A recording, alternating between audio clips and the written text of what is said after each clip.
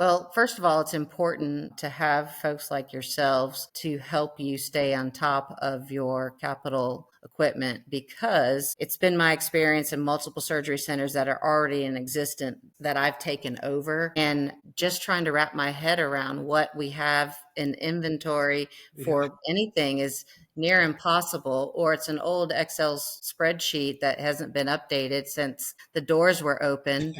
And it's impossible to know how old some equipment is and when is it end of life. And, Yeah.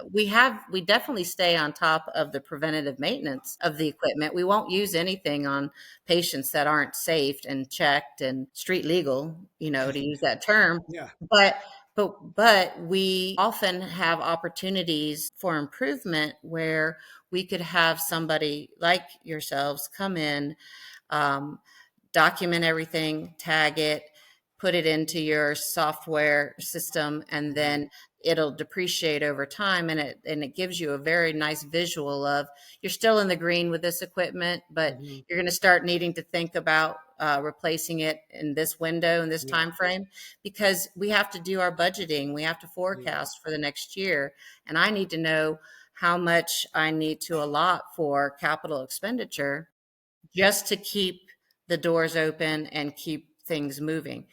Having said that, when I add a new type of surgery, or I bring in a different surgeon or a different surgical service line, for Yeah. example, like I mentioned, urology, I need an outlay of big figures to just purchase the equipment to then have what they need to do the cases in my ASC.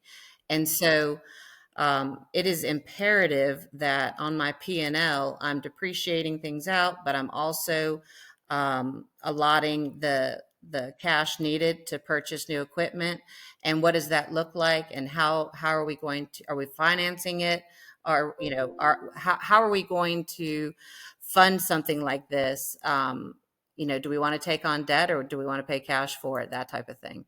So I can't, I can't overstate the opportunity that every ASC has to improve in this area.